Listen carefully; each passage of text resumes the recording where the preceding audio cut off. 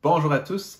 Dans cette vidéo d'apithérapie, on va parler d'une notion que les abeilles maîtrisent très bien et qui nous apprend beaucoup de choses sur notre propre santé. Il s'agit de notre habitation, de notre maison, de l'espace que l'on occupe, que l'on habite, que l'on remplit. Et en fait, si on regarde les abeilles, comment elles travaillent avec leur maison, eh bien, il y a deux niveaux. Premièrement, leur chambre. Ça veut dire là où elles vont, pour les abeilles c'est particulier. Vous savez les alvéoles, hein? Ces hexagones-là, qui sont très reliés aux abeilles, tout le monde fait un logo abeille, il y a toujours un hexagone qui finit par arriver. Bon, donc ces hexagones qui sont partout, ce sont les fameuses cellules que les abeilles vont créer, vont vraiment fabriquer en cire d'abeille. Elles vont sécréter une cire qui vient évidemment de leur abdomen, des petites plaquettes de cire, vont former les parois comme ça, et ça fait vraiment des cellules hexagonales 3D. C'est comme un petit tube, un petit tube hexagonal qui est en fait exactement de la taille d'une abeille adulte. Pourquoi? Parce que, justement, leur chambre, moi j'appelle ça un peu leur chambre, ces fameuses alvéoles, eh bien, la reine, elle pond les œufs dans ces alvéoles. Donc, un œuf est pondu en plein centre d'un de ces alvéoles, en fait, dans plusieurs de ces alvéoles. Et donc, il y a un œuf qui est pondu. Et là, cet œuf, eh bien, il va se développer. Les abeilles vont le nourrir, l'œuf va éclore, devenir une larve, etc. Puis, ça va se développer, finalement se métamorphoser. Et dans tout ce processus, l'abeille bébé, si on veut, là, donc cet œuf, puis larve, etc., va remplir cette chambre entièrement. Et en fait, c'est comme si c'est un contenant de cire, qui est un matériel tellement pur, qui est en fait la chambre, et l'abeille va remplir ça au complet. Et elle va en fait se métamorphoser dans cet espace qui va être couvert d'ailleurs d'une fine couche de cire, hein, d'une opercule qu'on appelle sur le dessus. Et donc, ça fait vraiment un petit contenant dans lequel, c'est ça que cette abeille bébé là, qui est en train de se préparer à devenir adulte va se métamorphoser là-dedans et va en fait remplir complètement cette cellule. Et donc, la grandeur d'une cellule, d'une alvéole dans une ruche, là, c'est exactement la grandeur d'une abeille adulte. Déjà, on voit ça. Et donc, il n'y a pas d'espace vide, d'espace libre. C'est rempli. Ça, c'est un niveau. Passons maintenant à un autre niveau dans la ruche. Déjà, dans une ruche, les espaces pour circuler sont calculés. Et c'est pas plus grand ou plus petit. Ça veut dire qu'il y a plein d'alvéoles dans une ruche, mais il y a des passages. Et les passages sont faits pour être de l'épaisseur, de la grandeur d'une abeille normalement.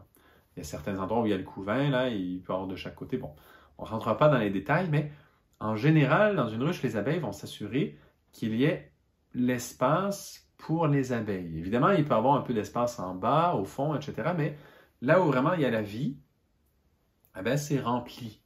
Il n'y a pas d'espace libre. On va dire extérieurement, ah, c'est pour la chaleur.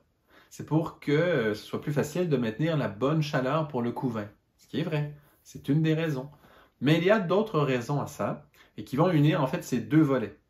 Le volet de cet œuf, ce bébé abeille qui va se former et remplir entièrement une cellule, donc comme une chambre, une alvéole, là, comme ça. Puis l'autre que là où justement il y a la vie dans la ruche, ben, c'est plein, c'est rempli. Et d'ailleurs, les apiculteurs le savent, ils ne mettent pas 6 boîtes là, d'abeilles. Hein. Vous savez comment une ruche est faite, c'est différentes boîtes. Ils ne vont pas mettre 6 boîtes comme ça au tout début quand il y a juste 5 cartes d'abeilles. Hein? Ils vont mettre juste l'espace où, voilà, ces abeilles vont remplir cet espace. Si on met un espace trop grand, une maison trop grande, eh bien, les abeilles ne seront pas très à l'aise. Ça peut quand même fonctionner parfois, mais ils n'aimeront pas vraiment. Ça va être plus optimal si on donne juste l'espace qu'il faut avec un peu de place pour qu'elles puissent se développer, mais pas trop. Il faut qu'elles puissent sentir qu'elles remplissent cet espace et là, on a un développement maximal. Donc, voyez, ça c'est très intéressant parce que ça nous indique que l'espace dans lequel on vit, l'espace où on se trouve, il faut le remplir. Il faut qu'il soit vivant. Il faut qu'il soit plein. Et ce qui n'est pas rempli consciemment par notre vie, par nous, eh bien, va se remplir d'autres choses. Et donc, d'avoir des espaces comme ça pleins, c'est aussi une façon de s'assurer que c'est propre, que c'est pur. Les ruches, c'est un espace tellement propre et pur. Ils mettent la propolis qui purifie, qui assainit. C'est vraiment une maison extrêmement pure qu'est une ruche. Hein, il y a très peu de voilà, de polluants là, qui vont finir là, de parasites, de choses comme ça. Ça peut arriver, évidemment, il y a certaines choses, mais c'est quand même un des espaces les plus propres, un des nids les plus propres qui existent. Et pourtant, il y a beaucoup de richesses. Donc, il y a beaucoup de parasites qui pourraient vouloir venir là, se nourrir là. Mais elles ont vraiment une éthique assez exceptionnelle à ce niveau-là. Et donc, voilà, il faut remplir notre espace pour être bien. Et ça s'applique partout. Vous savez, les grands espaces, les gens de luxe qui ont des grands espaces, ils vivent dans des grands espaces, ils ont besoin de quelqu'un qui vient faire le ménage. Hein? Ils ont besoin de ça. Pourquoi? Parce qu'ils n'ont pas le temps d'entretenir leur espace. Et quand on n'entretient pas, il y a la poussière qui arrive, il y a toutes sortes de choses. Il faut entretenir l'espace. Parce qu'il faut, en fait, que ce soit vivant. Parce que quand on ne remplit pas, autre chose va venir si ce n'est pas plein.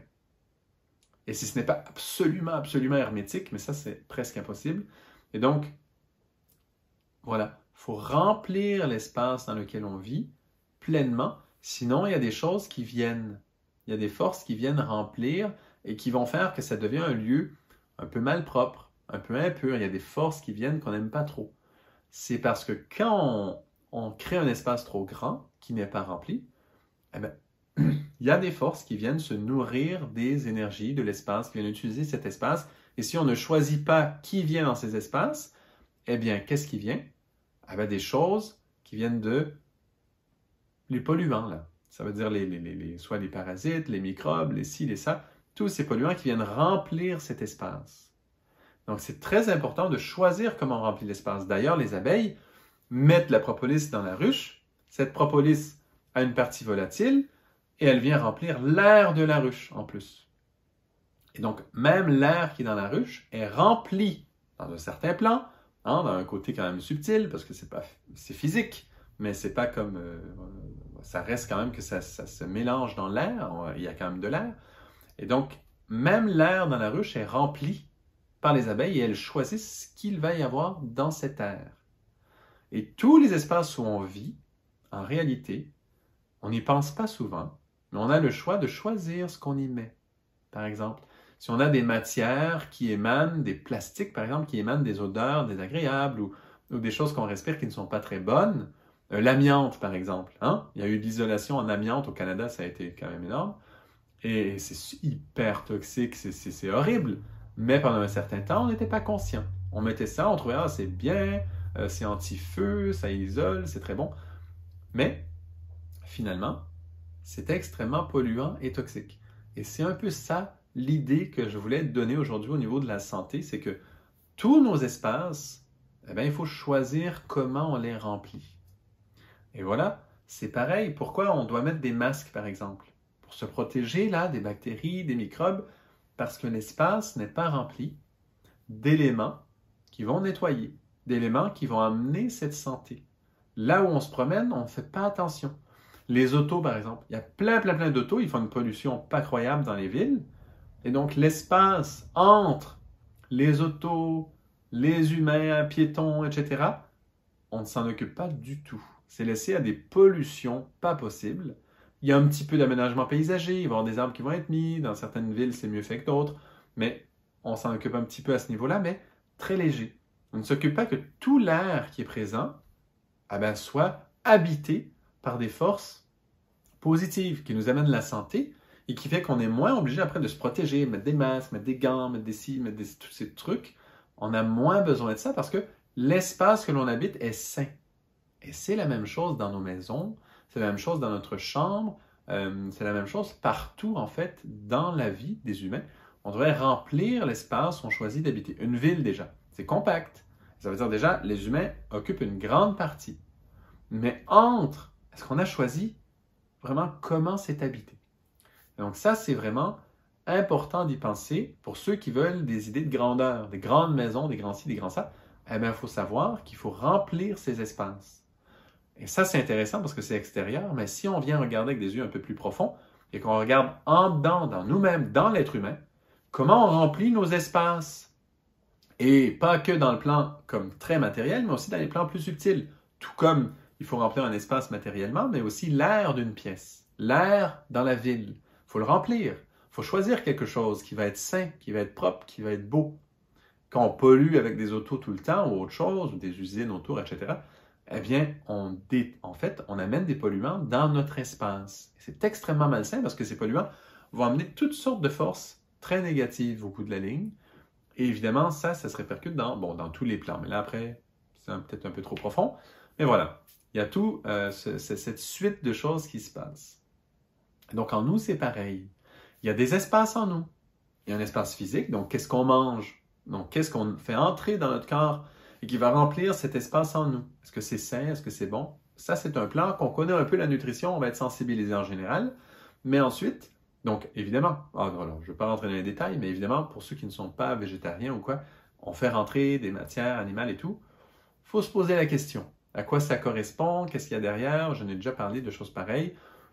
C'est correct, là, c'est pas grave, mais c'est comme tout. C'est comme utiliser les autos en ville, eh bien, on le fait encore. Mais on sait que c'est pas optimal. On ne remplit pas nos espaces comme il faut. Et donc, pareil, ça, c'est donc pour le plan vraiment physique de notre corps, mais dans notre plan émotionnel, c'est pareil. Quelles émotions on laisse entrer? Notre cœur est là. Et notre cœur peut ressentir 1000 choses. Et on le sait qu'il peut sentir des choses extraordinairement belles, grandes et intenses.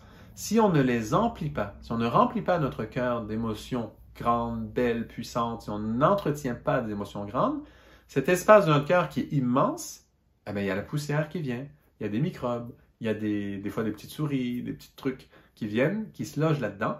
Et ça, finalement, ça amène des émotions qui sont toxiques au bout de la ligne en nous-mêmes. Donc, si on ne s'occupe pas de cette sphère, elle se remplit quand même.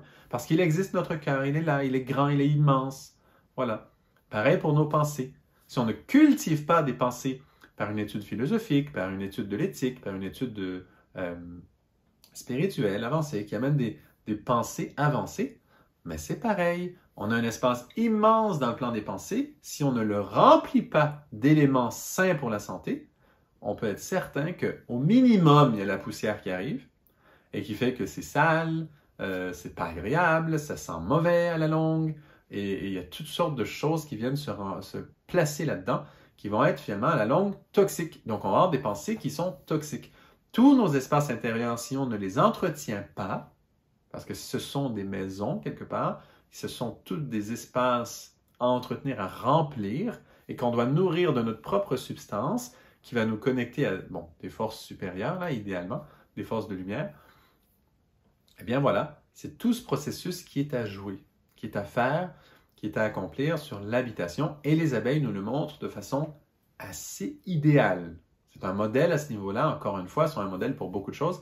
Au niveau de l'occupation de notre espace, elles sont impeccables. Vraiment impeccables. C'est extraordinaire comment elles font. Voilà.